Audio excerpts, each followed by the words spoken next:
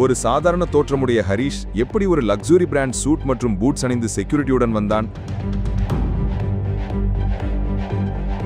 Good morning sir. Are you ready Santhana? இந்த private jet.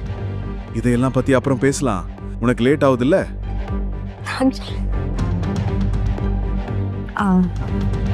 Thank you. நீங்க என் மரியாதையையும் என் கம்பெனி ரெண்டையும் மூழ்காம காப்பாத்திட்டீங்க. It's all right.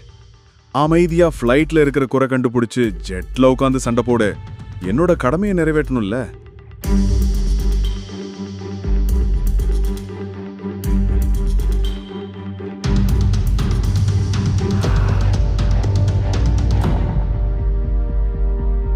Let's go.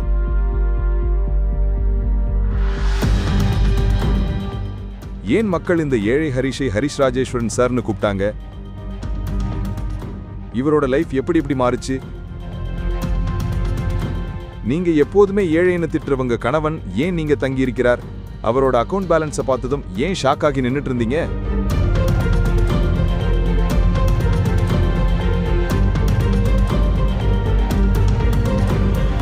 என் பேச்ச கவனமா கேட்டு உன் மூளையில நல்லா ஏத்திக்கோ.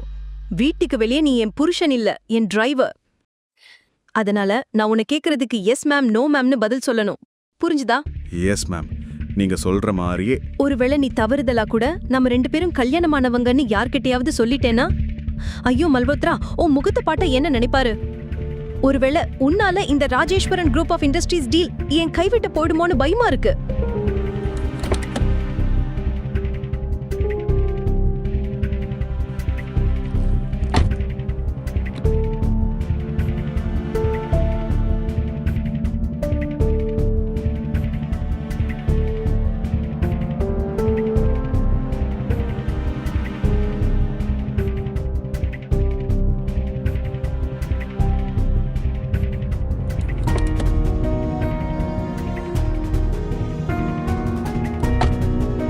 என்னாச்சு சந்தனா? கவலையா இருக்க மாதிரி தெரியுது.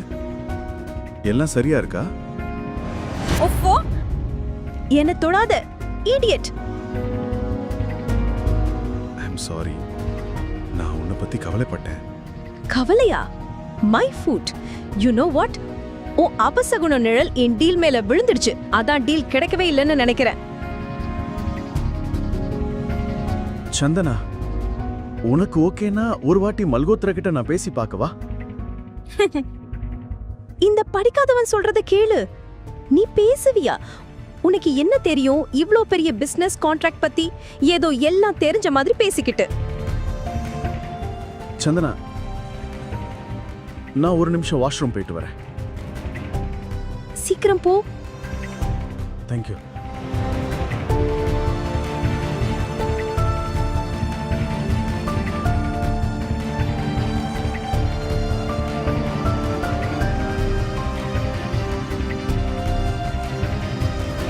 இவ்ளோ பெரிய ஹோட்டல் செக்யூரிட்டி ஏன் இந்த ஹரிஷ்க்கு சல்யூட் அடிக்கிறாங்க?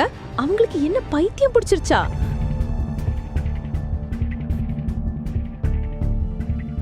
சிறிது நேரத்திற்கு பிறகு ஹரிஷ் திரும்பி வந்து காரை ஓட்டத் தொடங்கினான். அப்போது சந்தனாவின் போனுக்கு ஒரு மெசேஜ் வந்தது. அதை பார்த்த சந்தனா அதிர்ந்து போனாள். ஓ மை காட், மல்ஹோத்ரா டீலுக்கு ஒத்துக்கிட்டாரு. கங்க்ராச்சுலேஷன்ஸ் சந்தனா. மல்ஹோத்ரா உன்னை போல பிசினஸ் மற்றும் மற்ற விஷயங்கள்ல இவ்வளவு புரிதல் உள்ள ஒரு பொண்ணை எப்பவும் ரிஜெக்ட் பண்ண மாட்டார்னு எனக்கு அப்பவே தெரியும். போதும் போதும், இவ்ளோ நாடகம் தேவையில்லை. அப்புறம் அவர் மல்ஹோத்ராஜி, நாட் மல்ஹோத்ரா. இப்போ இவ்ளோ பெருமை பேச தேவையில்லை. இது எப்படி நடந்தது? மல்ஹோத்ரா என்ன ஆபீஸ்ல இருந்து வெளியே அனுப்பிட்டாரு. மறுபடியும் எப்படி சம்மதிச்சாரு?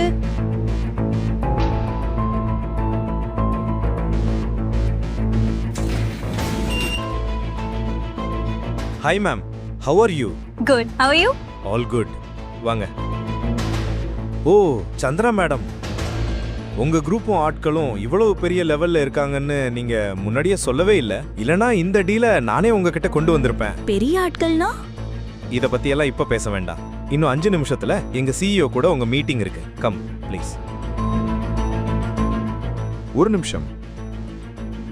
அந்த வீடியோ கால்ல யாரை பாத்தீங்க? அது யாரு? ராஜேஸ்வரன் குரூப் ஆஃப் இண்டஸ்ட்ரீஸோட சிஇஓவா?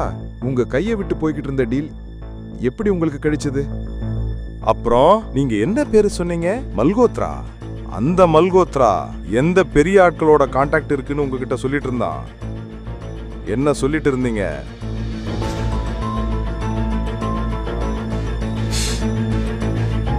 பேசுங்க.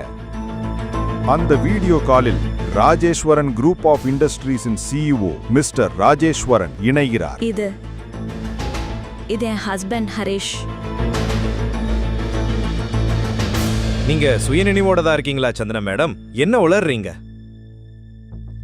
மிஸ்டர் மல்ஹோத்ரா, நான் என் புருஷனு கூட அடையாளம் தெரியாத பைத்தியம் இல்ல. இவர்தான் என் புருஷன் ஹரிஷ். இவர் என் வீட்டோட மருமகனா இருக்காரு. மேம், பேசுறதுக்கு முன்னாடி யோசிக்காம எதுவும் சொல்லாதீங்க. இவர் யாருன்னு உங்களுக்கு தெரியுமா? இவர் எங்க கம்பெனியோட சிஇஓ. உங்களையும் என்னையும் மாதிரி இருக்கிற ஆட்கள் இவர்கிட்ட வேலை செய்யறாங்க. அப்போ இவர் எப்படி உங்க புருஷனா இருக்க முடியும்? மிஸ்டர் மல்ஹோத்ரா, ஆனால் நான் சொல்றது உண்மைதான். இவர்தான் என் கணவர். Just shut up Chandra.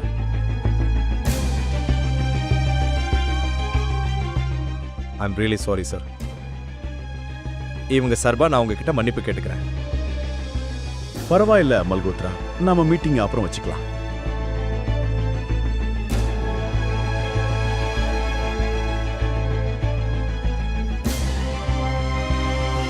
Mister ராஜேஸ்வரனின் முகம் ஹரிஷின் முகத்தோடு ஏன் இவ்வளவு ஒத்திருக்கிறது என்று சந்தனா எல்லா நேரமும் யோசித்துக் கொண்டிருந்தாள். அவளது மனதில் ஆயிரக்கணக்கான கேள்விகள் இருந்தன.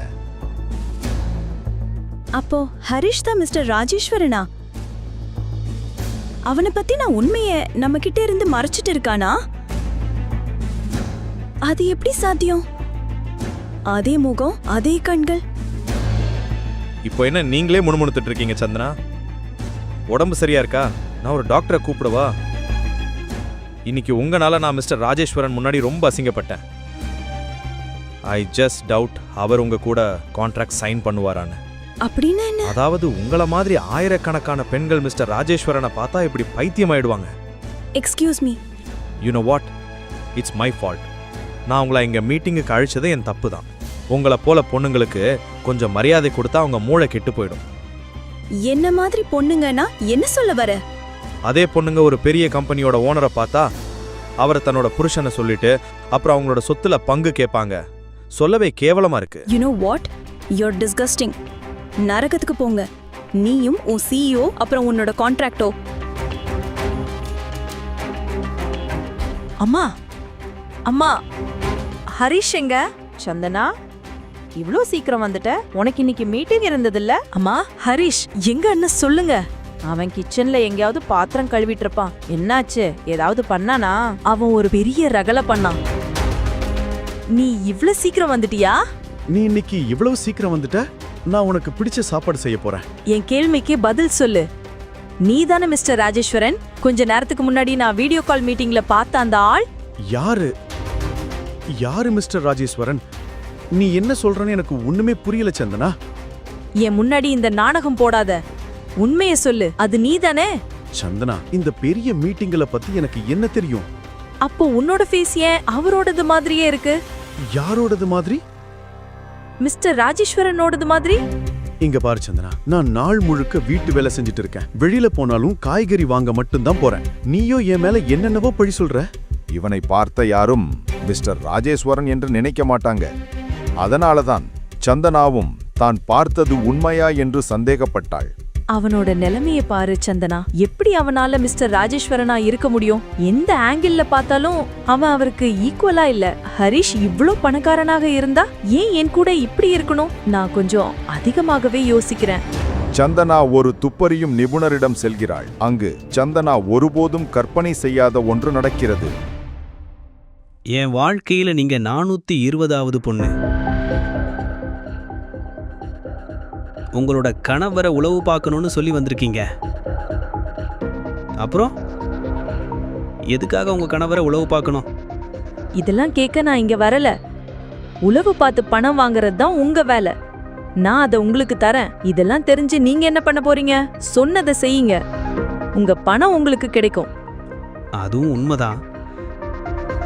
சரி, நான் உங்க கணவர் போட்டோவை பார்க்கலாமா? ஷோர்.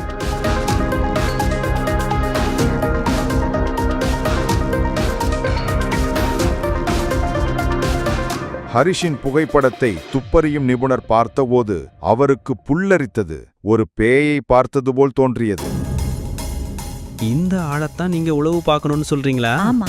என்ன? உங்களுக்கு பைத்தியம் பிடிச்சிருச்சா? Mind your language. இவரைத்தான் உளவு பார்க்கணும்.